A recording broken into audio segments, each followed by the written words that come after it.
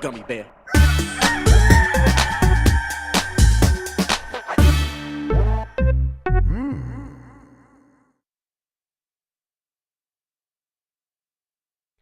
It's the internet. You're busy. Let's do this for April 4th, 2024.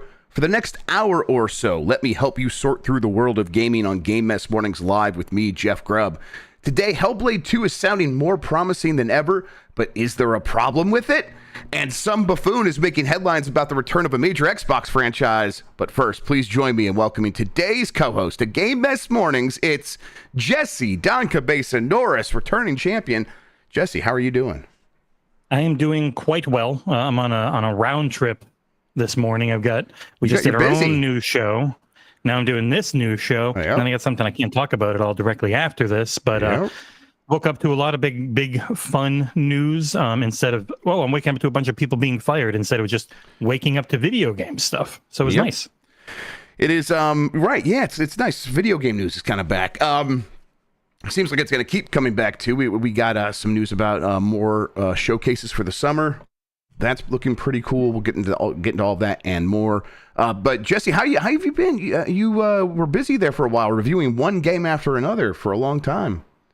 Yeah, it's been the first down period. I think 2023 never really had a down period, but I had a whole week without having anything to work on. That has now changed.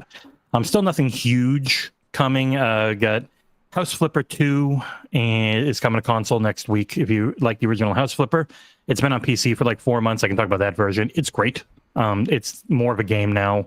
The other one is Ereban Shadow Legacy. That one was originally coming to Game Pass and Xbox Day 1, but they lost their publisher, Raw Fury. So now it's only PC, but I'll have that one next week. So same old, just constantly doing news to pay the bills, and then I get to do the reviews for fun. Yeah, sounds like a good time. Do you have any plans to try to make it out to any of these Summer Game Fest events, anything like that? We got invited to Summer Game Fest, so I am in the process of planning it out. Wouldn't have really been able to afford it except for one of our community members who's a friend is like, hey, I live right there. You just want to crash at my place. Oh, that's so I'm going to do that. Yeah, and he works for an airline company, so he's going to get me cheaper fare. But we're doing Summer Games Fest this year, at least two of us, and the game day play days, whatever the heck they call them, going through all that for the first time. Be exciting. It's the a good big time. One that we're doing is myself, John, and Nick, and maybe another person or two from the team are all going to Gamescom this year because we're an international team. So John's in the UK, Nick's in Australia. He's the really freaking expensive one to get anywhere. Right. Well, that's because Australia doesn't exist. They have to come from some other dimension. Yeah, no. Well, I mean, they got shooed off by the UK to as far away as possible. So unless they can drill straight through the earth, they can't get back quickly. But I got a passport for the first time. Oh, really? It was weird. Yeah.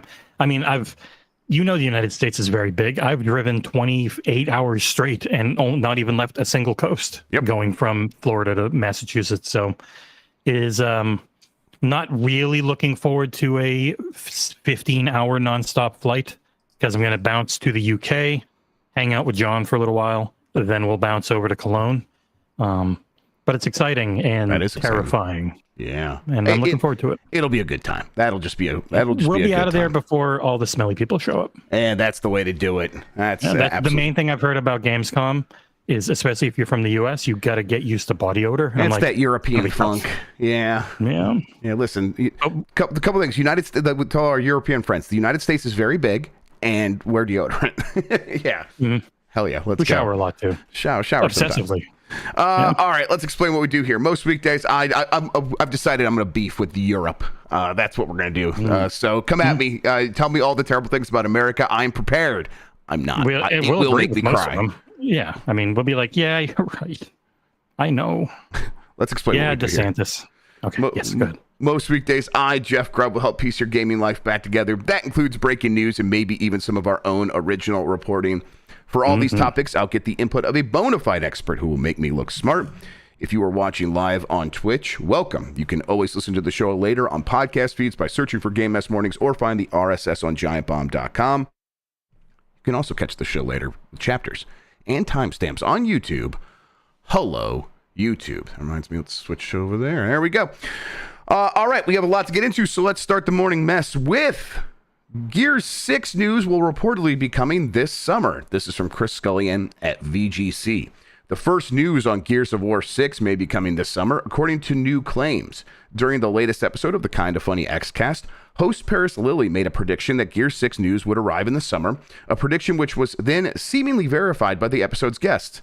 Giant Bomb Foon, I saw that in chat, and that was pretty good.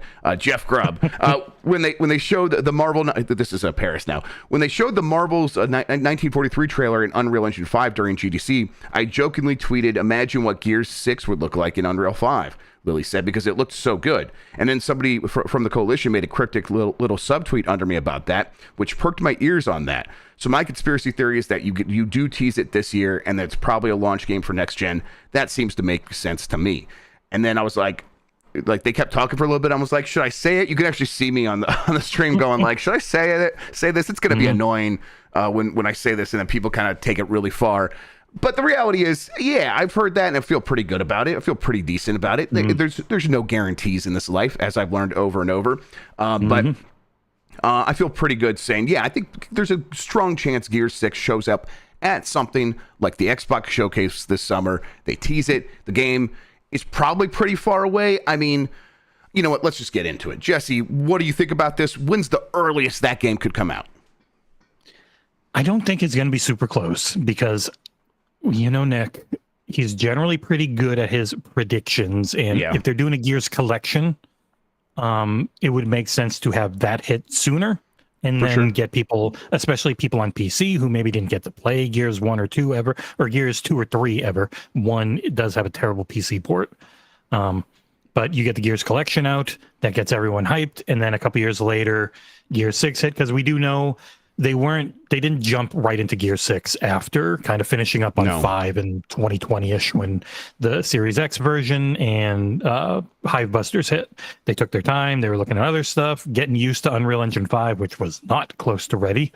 But now it is. They're probably in full production. They're also working now for a company in Xbox who is kind of just moving away from that generational thing, because every rumor, everything everyone seems to think about a potential Series S focused build portable would make it be like, well, the generations don't matter because you are going to still be making games for the Series S profile for a long time because they want to get a handheld that could only run that. They couldn't run more than that. Like all the handhelds we have that we love aren't a Series S. You can't actually get that type of power in them yet.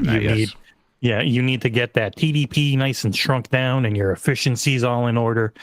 So it'll be nice to have big things hit when you have new hardware hit. But what are those big things? Like they've got like 60, 70 friggin' teams now. I know people are always like, oh, we're always waiting on things to come out. It's like, well, no, they've had a pretty steady cadence. 2022 was the year where it was too small in scope. But 2021, really good. 2023, really good for me, but I'm the idiot who likes Redfall. 150 hours in it now, by the way. It's not just making it up. Holy moly. We'll be streaming it tomorrow. How is it these days? If you wanted 60 FPS on console and for the controls to feel better on console, perfect. Great. They put FSR2 in. It actually kind of looks 4K. It's oddly one of the better FSR implementations in any game I've seen. There's like no shimmering or ghosting. I don't know how they did it. Because FSR2 normally was bad. Yeah, FSR2 has some issues. Yeah. FSR1 has issues too, to be fair. FSR3 is just FSR2 with frame gen. Yes, yeah, FSR's got dumb naming like always, but FSR 3.1 or 2 is going to have better upscaling. They're getting closer to DLSS. They are. Gears 6 is the kind of thing where you kind of like laid it out there, where when they were done with Gears 5, they did not immediately go into Gears 6. What I was hearing for quite some time after that was they want to get up to speed with Unreal Engine 5, and so they're going to be experimenting and making some other games that are new and smaller and more experimental, and they got 2 in the works at the very least. And I think what happened was, they helped make that Matrix demo, and they've been helping with other Unreal Engine games here and there. And so the learning curve seems to maybe have already happened. And I think that got them thinking like, okay, well, we're up to speed on Unreal Engine 5. In fact, we might be the most up to speed on Unreal Engine 5 outside of Epic. And really, in a lot of ways, we're like the key developer when it comes to taking advantage of what Unreal Engine can do, because over at Epic, they are working within the confines of like what Fortnite's going to be doing. So I think that kind of helped them when it came time to be like, hey, should we get more serious about making gears? I think that was a pretty easy gear shift. No, God, lack of a better term there. Boy. I did not mean that even. And so I think, they moved over to Gear 6, and they've been working on that for quite some time now. I am like hesitant to like say the date I've heard for this because it's way too early. There's no way it's coming out as fast as the date I've heard. No. And really, that's the, like when I hear the date, the people that were telling me, they're like, I don't believe this either. So that's where that is. So I think I'll just hold off. We'll just can you turn up that sound there? Thank you guys. Aww, yeah, they're having a party. And so I think with Gear 6, I think we'll probably kind of have to wait a couple more years. But that means if they think it's coming like within the next 24 months, teasing it now does still make a lot of sense. I think. Yeah, they're definitely in the 1 to 2 years out when they're doing teases. Because, again, they have a boatload of stuff coming. Already talked about things we now have a time frame for about indie Hellblade, among others, Towerborn, which many people are playing, but no one can talk about because it's in their NDA insider thing. Very pretty game. I haven't played it yet, so I can talk. I've only watched the previews that we didn't get. Because John got to play it at Gamescom, I think, if I remember correctly. But like they've got a lot of stuff. They've had a lot of stuff come. A slower period earlier in the year, kind of saved for them by Pal World going cuckoo loco. Oh yeah, true. Because like it's always the weird thing, and people want green PlayStation. They want that green Nintendo, and there's only one Nintendo. Who really do just sell a shit ton of first-party games to their fans. Were like, this one only did 20 million. It's not nearly as big as one that did 60. Yep. But like their focus, so while PlayStation's focus is just it's the system for casuals, along with having their hardcore first-party fans, the Xbox approach is very much the multi-headed Hydra. Everywhere we can get anything, and they're all just making tons of money, which is why it's always weird. People say, oh, there's no games. It's like, no, for the average person, there's way too much. And that's what we're seeing.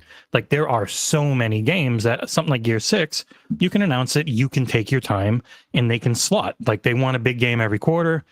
For how many teams they have now, that's pretty easy. They had a big game this quarter, but it was Call of Duty Warzone Mobile. So, like, it's not the way we are used to thinking. Yeah, and to be fair, like, when I was on the couch with Phil, I kind of was asking, like, hey, when you say a game a quarter, do you mean stuff that could be mobile, and do you mean stuff that could be DLC? And they're like, no, we don't. That's not what we mean when we say game a quarter. So they will have those things, but when they say game a quarter, they do mean pretty much the things that we're expecting. Not always. It will be the occasional free to play thing, or maybe a partner game here and there. But their first party typically is going to have a big what you think of as a traditional video game, and they'll get there. I think that. I do believe they can get there. The thing I'm continue to be a little bit frustrated by is I do want the unequivocal success. I want the thing that is the consensus game of the year candidate, and that's been elusive for them. What if we take the first 2 days of Starfield's release? Yeah, exactly. Right. It was an 88. It was really up there. It was really there. Then a lot of the later reviews were very angry. Yeah, right. But I think they need to get a game out there that doesn't have that sort of roller coaster. In a game that doesn't have that roller coaster in a genre, people will give Game of the Year to. Exactly. There's Flight Sim and Forza Horizon being in the 90s doesn't really matter. Ori being a 90, like even then it's a smaller Metroidvania. Like they want a Hellblade 2, which can. Sort of just take off a bit. And it's like, and we'll get to Hellblade 2 actually here in a couple of stories. Well, there's plenty to talk about there. But it does feel like, that's maybe the kind of game that could do it. But they're also, setting expectations a little bit lower for that. So I'm like, man, I'm so curious to see how that's going to play out. But Lexi does make a good point in chat. How about, I still feel robbed on Pentiment. Pentiment's definitely, God, that was in my top Not 5, the right genre, probably. though. Right, exactly, yeah. I adore Pentiment, and it really probably was one of the best games of that year for sure. It's one of those things. It's their focus is to just. Phil talked before. They hired people to make their dream games essentially, and not control what genre that's going to be. And a lot of that stuff can be a little more experimental. It can be a little more niche. They don't have a focus on big open world set piece action games, which tend to dominate more of the award stuff sometimes. And and for me, it's like, I hope that Pentiment can inform what happens with like their bigger games going forward. I'd like to have some Pentiment energy in all of Obsidian stuff in the future. That would be great. All right, I wonder what Josh is working on. There you go. I want to know. I always want to know what Josh is working on. Yeah, it'll take a couple of years. Thanks, kiddo. Outside of shit posting on Twitter, which he is unbelievably good at. Top tier shit poster. Yes, absolutely. All right, let's get to this next story. Hollow Knight Silksong has been rated in South Korea. This is from Tom Ivan at VGC. Hollow Knight Silksong has been classified in South Korea, suggesting news about the game's release date could be on the way. As spotted by a Reset user, Team Cherry's much-anticipated Metroidvania sequel was actually rated back in February when the game was classified as suitable for players aged 12 and over. The rating was discovered after Microsoft launched a Hollow Knight Silksong store page on Xbox this week, enabling players to wishlist the game. This was publicized on social media by Xbox President Sarah Bond, who reminded players that the title will be available on Xbox Game Pass on day one. Yeah, okay, so like when I heard this initially, I didn't realize it was that February date. So then after hearing that, it was like, okay, that puts things in a little bit different light. But what usually happens is, and this is usually not 100% of the time, something gets rated in South Korea, and then you're looking about like a month and a half to 2.5 months before it actually comes out. Now, that would put it right around now. And so the idea that this game could launch at any second feels a bit absurd, and yet, whenever you kind of talk about this game, it's like the kind of thing where maybe it does just pop back up at the Summer Game Fest or the Xbox Showcase, and it could shadow drop. I feel like it's too big for that. I feel like they would want to get the hype into that at least a couple of weeks of people being like, all right, here we go, here it comes. Let's everyone pre-order it or get ready to buy it. But at the very least, I think this thing is lining up to finally launch, and probably launching very soon, it feels like. There's no guarantee there. It could come out later this year, but it feels like it's imminent. I don't know. What do you think?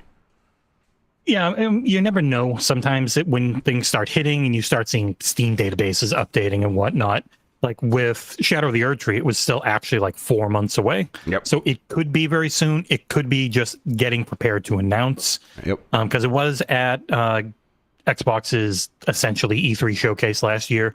So if Xbox has a lot of shows, they tend to do their ID at Xbox stuff a lot. I don't know if that's going to be an ID at Xbox game. I think it's self-published, so it probably is. Yeah, but if it's maybe in spirit though, it's like it's definitely bigger than that kind of game, right? So like people are mentioning that Triple I initiative, the Triple Indie, which is like kind of the equivalent of like a Triple A indie game is what they're trying to say there. The 10th, I think. Yeah, so that's coming up very soon, and people are like, hey, it could show up there. The game is like kind of too big for that.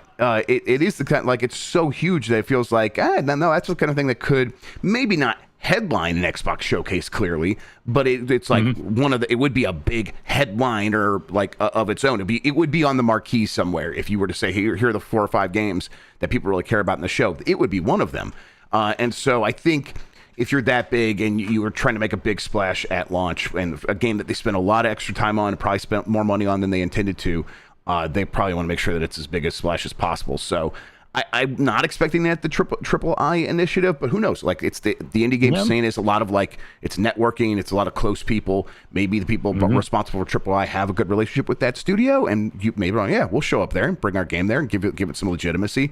So yeah, it's possible. But the way I feel about it right now is like I think we're going to probably get a couple weeks from now, especially as we get into the Summer Game Fest time, and we will hear about that game before we get through the end of summer in a real way. Yeah. I wouldn't be surprised. That feels more June-ish, but you never know. Yep, you never know. And then people are like, yeah, a shadow drop would pop off. I suppose it would. I guess I'm just like not sure these days. It's like I know shadow drops work really well for smaller games on the Switch. People love to watch a Nintendo Direct and then go get their Switch out and buy a fucking video game. They love that. Yeah. That is, I don't know if that necessarily translates across the board to every game, but I mean, listen, Silksong is going to be the kind of game that maybe would fit that model pretty well. All right, you can finally play the real Suika game on iOS. This is from Nicole Carpenter at Polygon. Goodbye, App Store Suika Game clones. The real thing has finally arrived on iOS for players outside of Japan. Suika Game, the watermelon puzzle game that went viral on Nintendo Switch last year, is available for download for $2.99 on Apple's App Store, making it playable on iPhone and iPad. The title for the official version is Suika Game Aladdin X, and it comes from X Gimme. Is that, I can never know how to say this studio. X Gimme Limited. Suika Game was quietly released on the App Store for players outside of Japan last month. The game was released on iOS for Japanese players in December. I only realized it was out on iOS because I'm still way too into the game and periodically check the App Store. I love Suika Game. I think it's really well made. It is one of those ones where it feels like they stumbled across something really special in terms of the way that the fruit like moves against one another, and the friction and the tension of like all these like pieces of fruit like stuck in this tube. For people that don't know, it's like you just drop fruit down from the ceiling, and the game randomly picks one of the number of fruit in there, and you've got to connect two like apples, and they turn into another thing, and then you got to connect two of those, and until you get up to a watermelon, and the game keeps track of your score. It's threes with fruit, and really what makes it work is that really excellent physics engine. Yeah, the physics is everything. Right. And so all these clones don't get it exactly right, and it's like substantially worse. So like there's that Suika Game online that's like, yeah, it looks like it, but it doesn't feel like it, and that's actually super important. So I've played a ton of Suika Game on my Switch, really enjoy it. I don't know if it's on Android. I know they're saying on iOS. I have an Android. I'm going to check it out. But at the very least, people with iOS, hey, here you go. Here's a good time waster. Are you a Suika Game guy? You made me buy it, and I played quite a bit of it. Yeah. Yes. You sold me on it. I admit it. The Switch is almost always up in the kids' room, so I haven't played too much of it. But yeah, when I played it, it was pretty darn addictive. Yes, I haven't had as much time with it recently because the kids are constantly playing Smash Brothers now, so which is happening right now, right over there. I did see this announced, Sean. This Puzz Mix from Inti Creates. This was like announced today, right? Is this is a Suika Game clone? With the it's apparently a Suika Game clone where one of their anime characters like sits on the side and encourages you. So okay, what if you know what that means? And you can mod it to not have any clothes probably. Yeah, eventually, if it's a good game. All right, we're gonna take a quick break. When we get back, a lot more headlines, including let's talk about what's happening with Hellblade II. Some previews came out, and more right after this.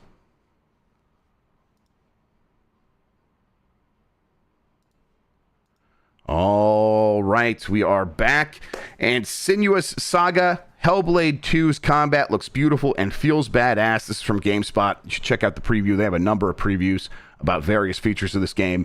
But this one stuck out to me mostly because I'm like, hey, that sounds enticing to me, someone who did not necessarily jive with Hellblade 1.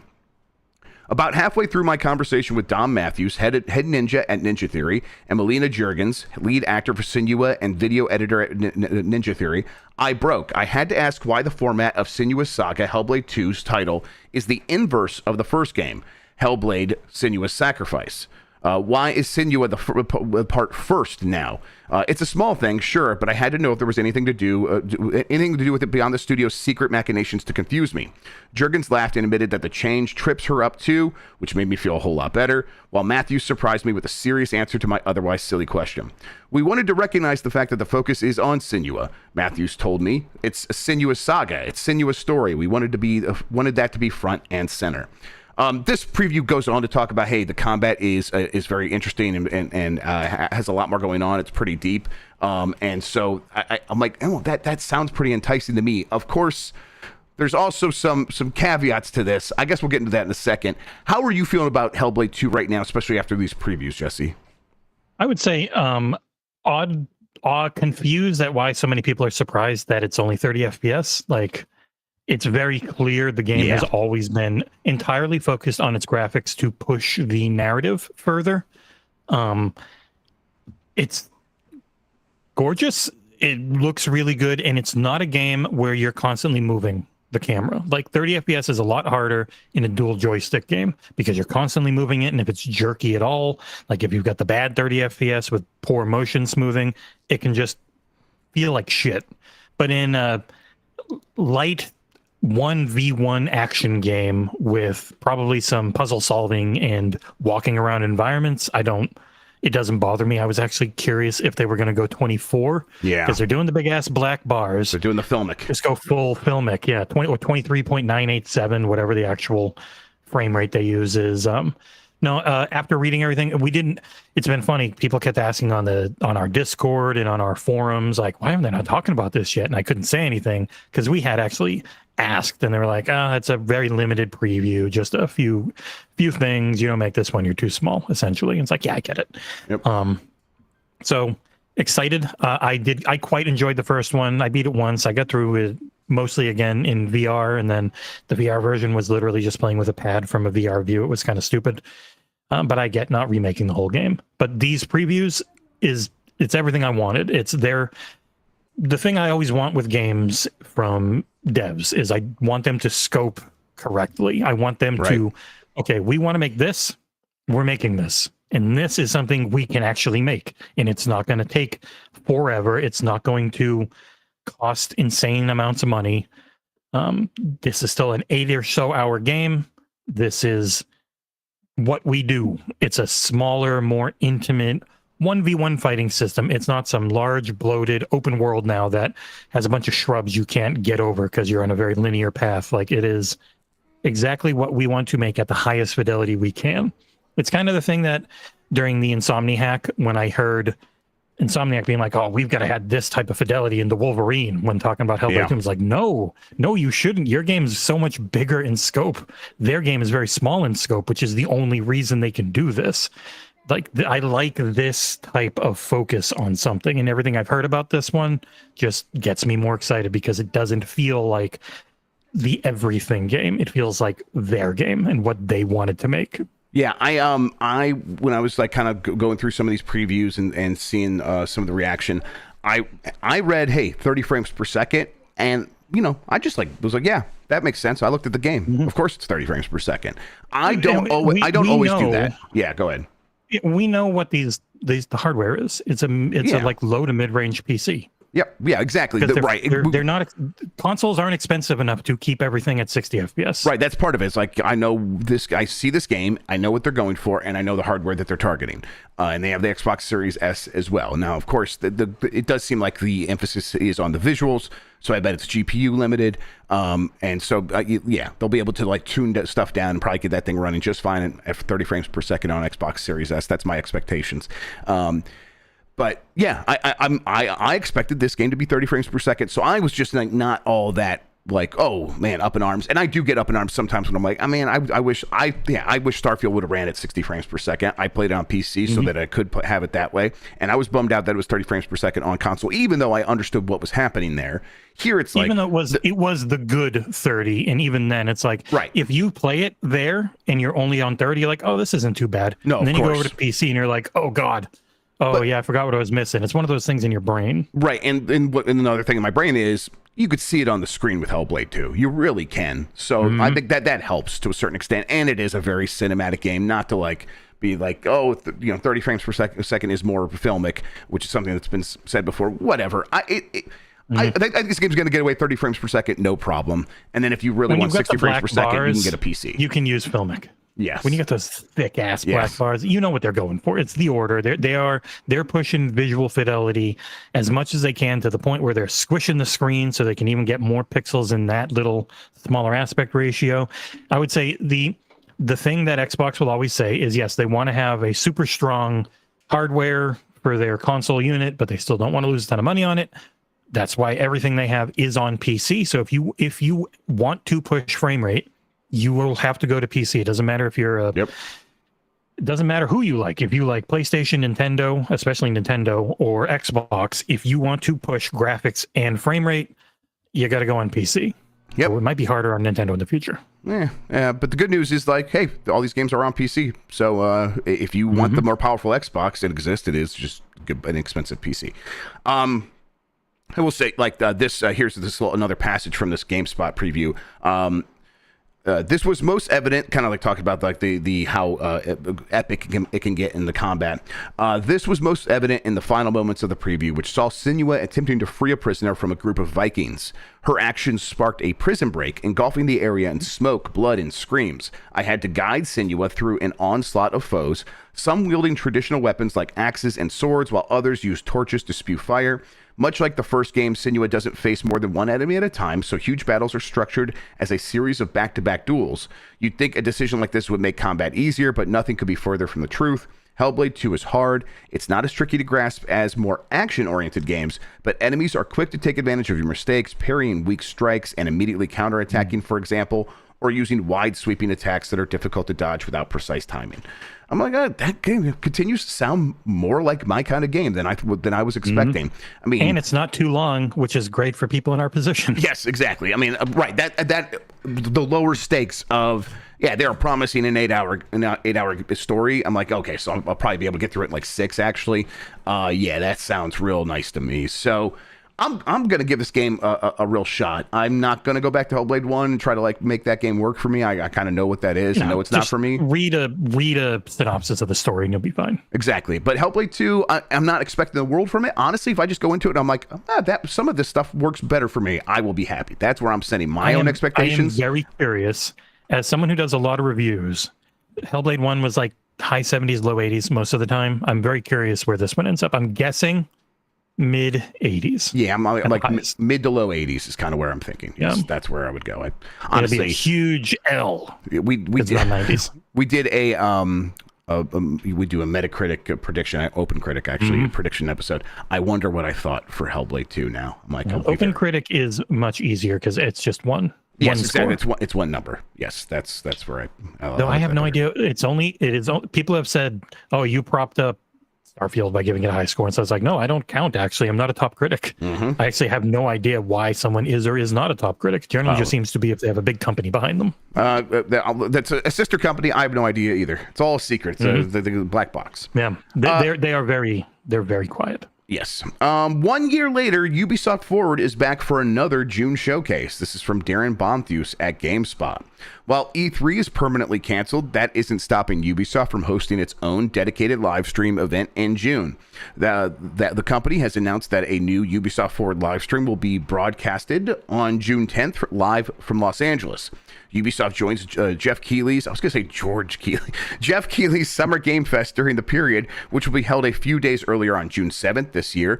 Over the last few years, June has become informally known as a not E3 month in the industry, as the trade show and satellite events would take place that month. Ubisoft isn't revealing which games will be shown at its event, but some of the titles in development at the company include Star Wars Outlaws, a Splinter Cell remake, and Assassin's Creed codenamed Red, amongst others. That Outlaws game is still scheduled to come out this year, right? I ask this every time, right? That's real? Yeah, it's also, I think it just got rated on one ratings board too. As a massive fan, because I actually really like that Avatar game. You have to get I enjoyed it too, yeah.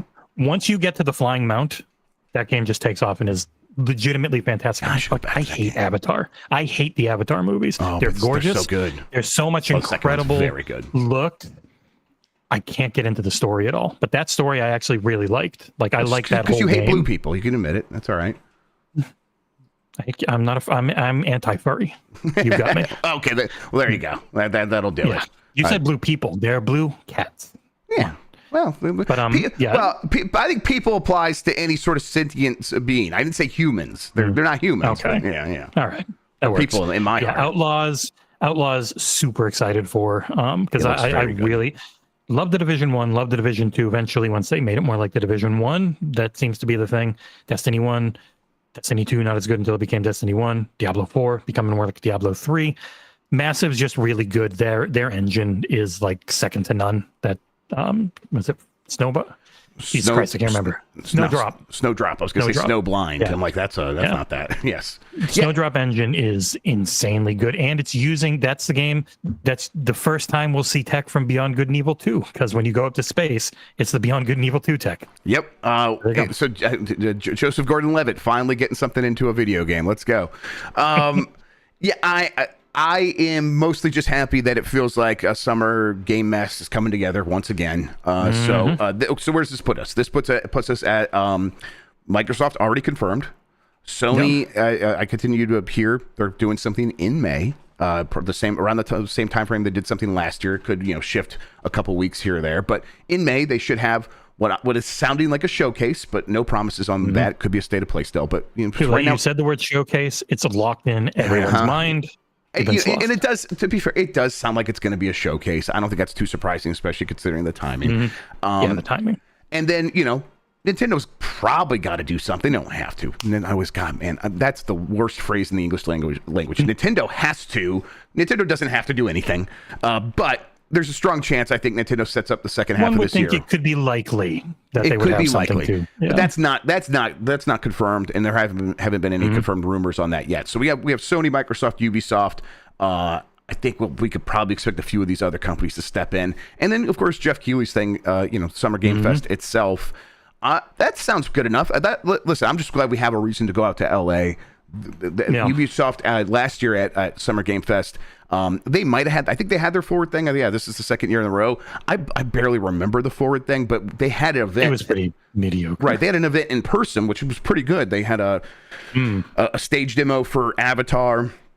That's where I first got to play Prince of Persia, and that was like really solid. So I'm like, hey, that's a good reason to go out to LA as well. So I'm feeling pretty good about Summer Game Mess as it stands right now. How are you feeling about it? It's nice for all the making fun of Keighley that people do for Jeff. Now that he's invited us, I love him.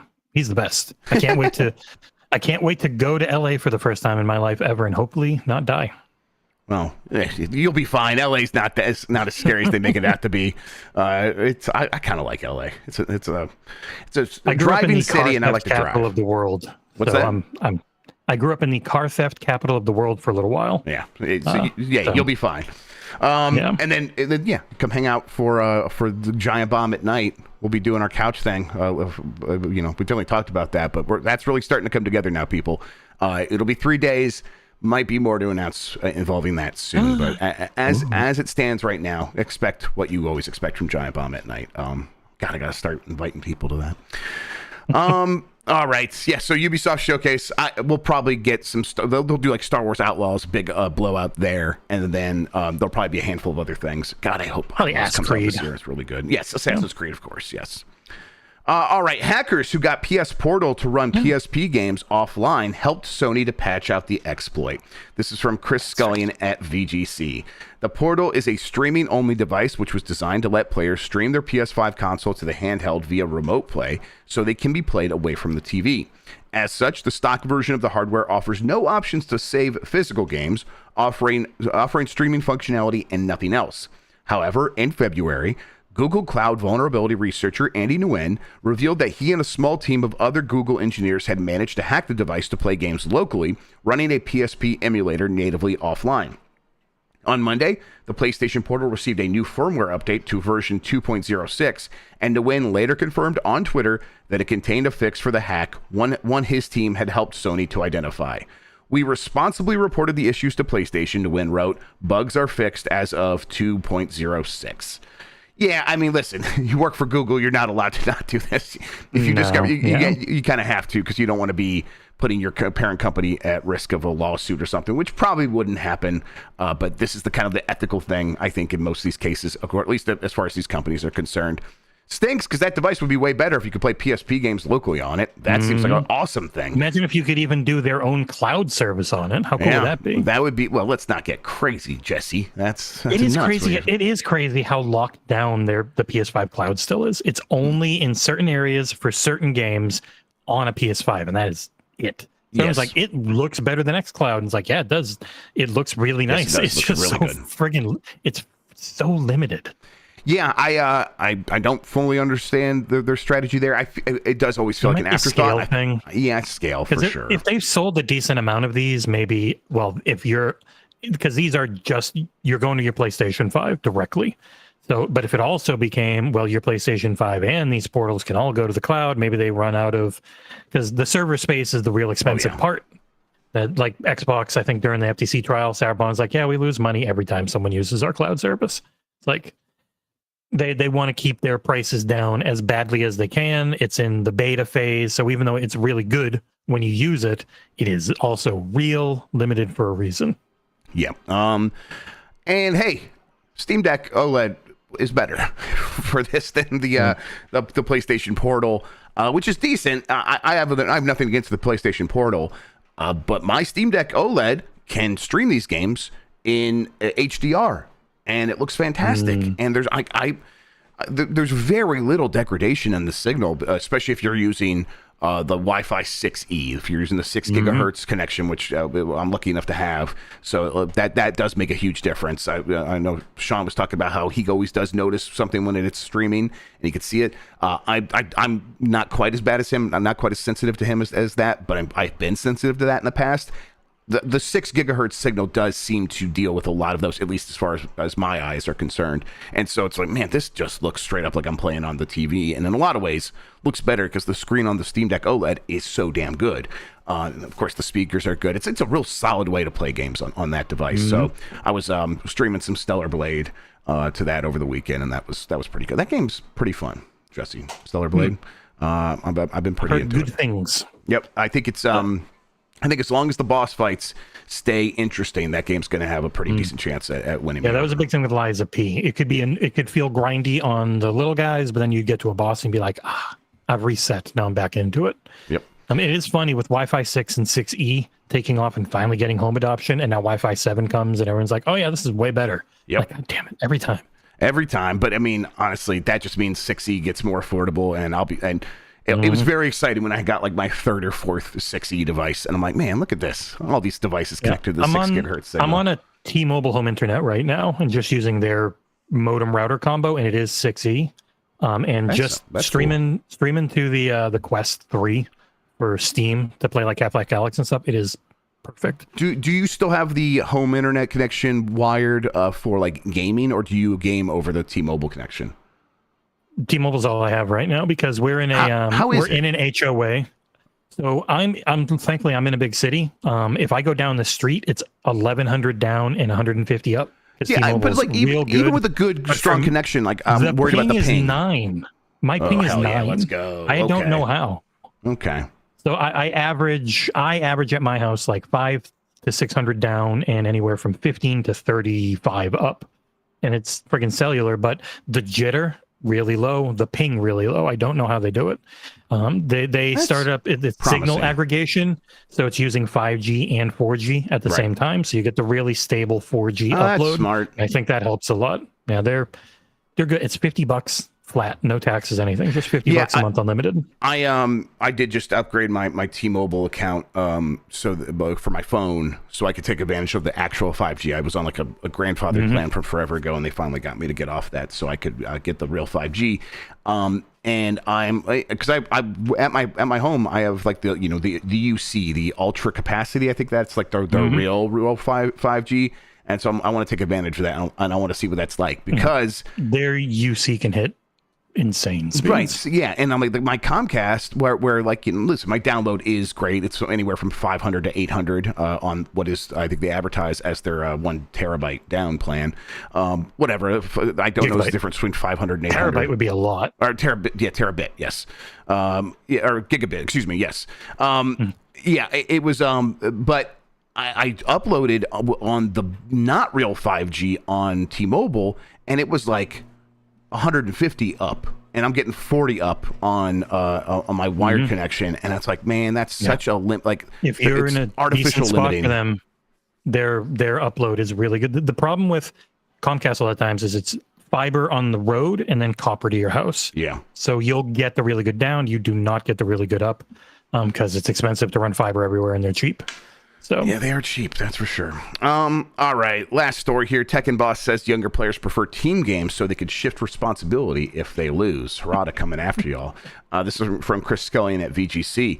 Tekken series producer Katsuhiro Harada has claimed younger players are more interested in team-based games than one-on-one fighting games because it gives them less responsibility if they lose.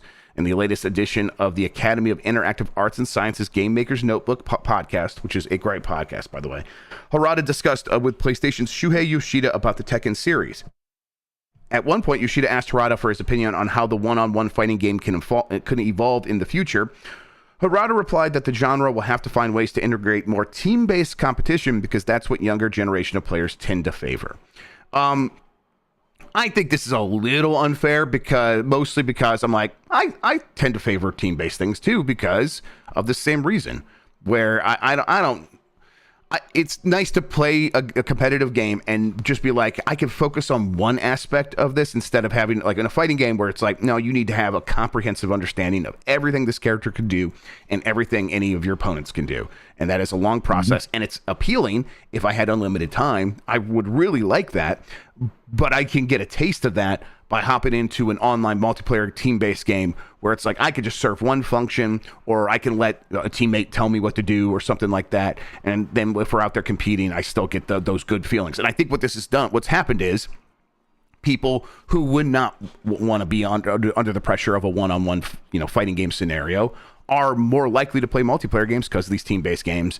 And it's not that they're younger or older. It's just there's more of those games now. So more people are coming into that space. And then you look at them and be like, oh, they don't want to play fighting games because they've been coddled. And it's like, no, they never would have done that in the first place. They just have these games available to them now. So they are playing online in a way they just wouldn't have if it was just one-on-one.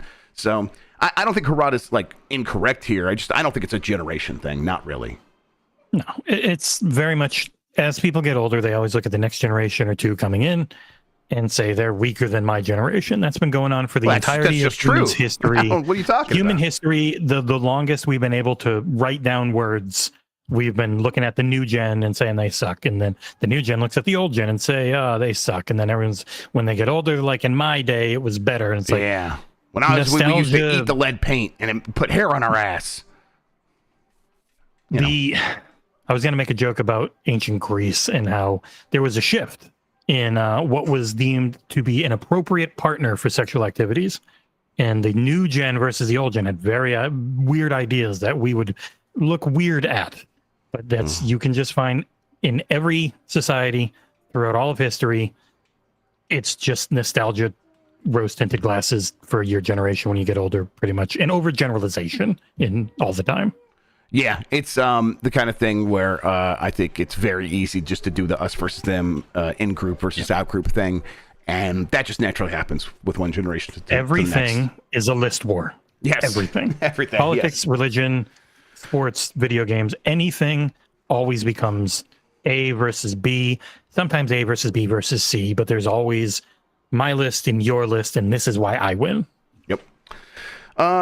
And with that said, Tekken 8 rules, man. What a good game. Mm-hmm. Tekken 8 was so much fun. You can kind of see it right there. Yeah. Look, they sent me the collector's edition. I was very happy. They're very nice at Bandai Namco. I got mine. Yeah. I've been planning to give it away. I'll figure this out eventually, everybody. I don't know how. I meant to mention this on I would give mine away, but the friggin' wing doesn't light up anymore. I don't know why. I have no idea if this wing's gonna light up. I meant to give this away during the stream where we played Tekken 8. That would have been too smart. The time. That would have been way too smart. I'm gonna blame Sean for not reminding me, even though I don't think I ever told him to remind me. Still his fault. That's what producers are for, to be yelled at. Get your shit together, Sean. Jesus. God damn. All right. You know what? We have just one extra minute, and I saw earlier someone said they wanted to ask a question. Nylock and anyone else in chat, if you want to hit the ask a question button, I will answer questions here for about 2 minutes. You got your one chance here, at least for the time being, and then we'll get into the poll question and all that stuff. I'm looking at the question button now. There we go. What is Firaxis working on? Well, I mean, Firaxis is certainly working on Civilization 7, right? I mean, that's the big thing. That makes sense. And that feels like that is coming soon. I bet we get to like this summer and we hear about Civilization 7. Now, I don't know that. That's just my... Too late. Yeah. Been lost. That's my guess. I that feels like where we're at.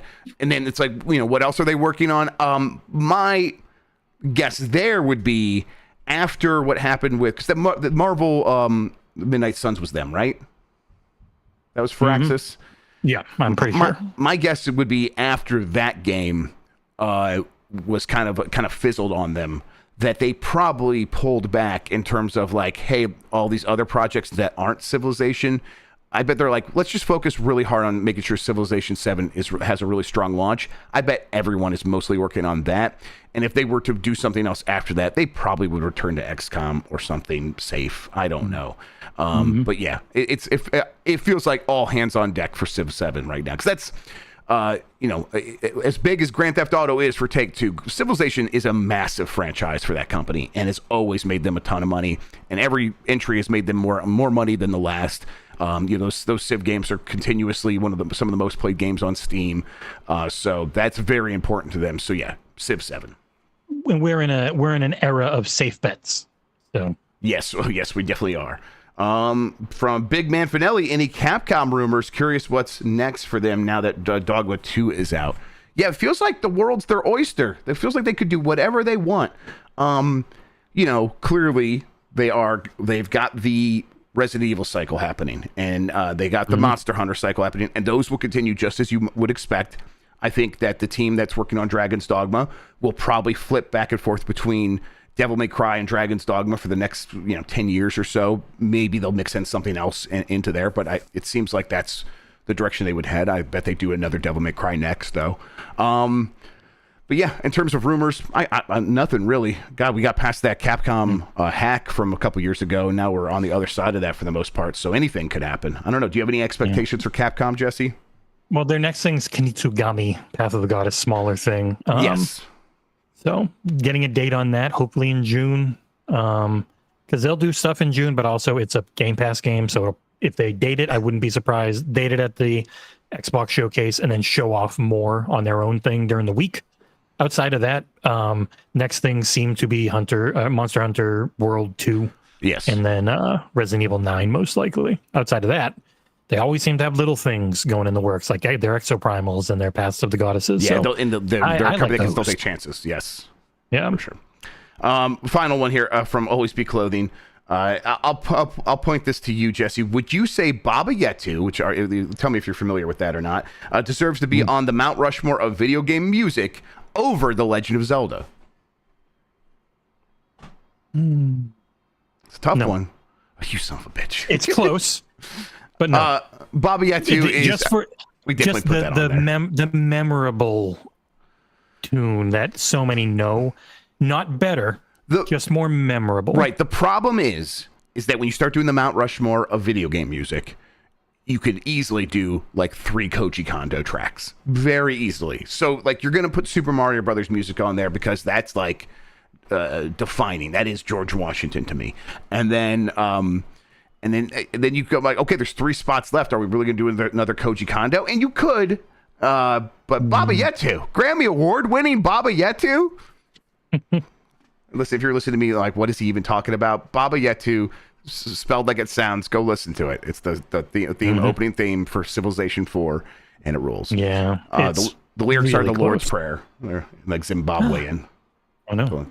All right. If I sing them, I'll burst into flame. Yeah, that's right. All right, we got a poll question from yesterday. I'll get to that right now while I get that set up, poll, Jesse. Jeff. Yeah, well, I'll give the audience the poll here in a second. While I'm getting that set up, Jesse, why don't you tell people where they can find you, what you have going on, all that good stuff. Well, it is xboxera.com. You can find all our stuff right there. We're a legit press site in the minds of enough PR companies now that I'll call us press, not journalists. Not at all. Media. But gaming press. Don't yell at me over the Starfield to PlayStation 5 story. That was John. Outside of that, we've got a... I got yelled about that today. That was fun. Someone was like, oh, you said this. I'm like, I didn't. That was John. Oh. Yeah. He used the wrong word. He used plan when he should have used discussion or, considering. And part of considering is having a plan on how you would do it if you decide to do it. Yep. But outside of that, it's just xboxera.com, youtube.com/xboxera. We do headlines every Tuesday and Thursday where we just break down some news. We have the podcast every Saturday. We have Bubaka Salim from Surgeon Studios on as a guest live this weekend to talk about Tales of Kanzera Zao, which is coming out later in the month, and I'll be reviewing. Yeah, coming to PlayStation Plus Day 1, which is really nice for them. So yeah, well, Xbox era. We focus on Xbox. We end up covering everything, especially because Nick loves Nintendo so much. All right, poll question. If you played the Stellar Blade demo, did you like it? 61% said yes, 39% said no. That's a pretty decent. Yeah. I think, that's a game that is either going to be for you or not in a lot of ways. And I think if you come at it and you have a certain expectation for the way the combat's going to work. Are you an ass man? Yeah, if you're an ass man, right? Man, the butt cheeks on that lady sway like a pendulum. It's really wild. It's some really interesting bodily physics, and then of course she's got an outfit with the vagina heart on it. Yeah, I'm looking forward to playing more of that game just to see if it can maintain the high quality boss fights, because I enjoyed that.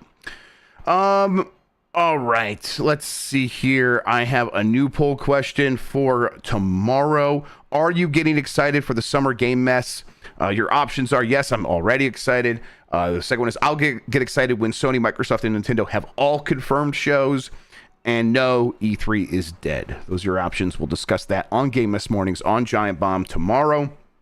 Speaking of Giant Bomb, later today is Voicemail Dump Truck. I don't know if we'll stream anything before then. It's been kind of a busy week. So maybe we'll see if we can fit something in, but no promises. But Voicemail Dump Truck will happen later. I'll be set up for that.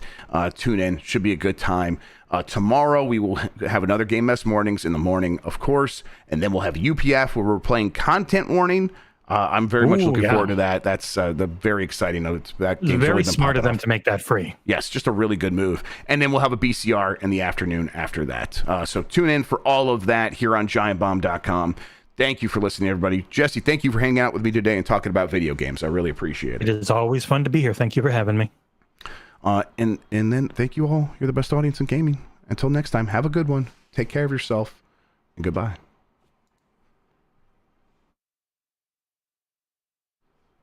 I've been pinged by PR. I gotta go. Yep, do your thing.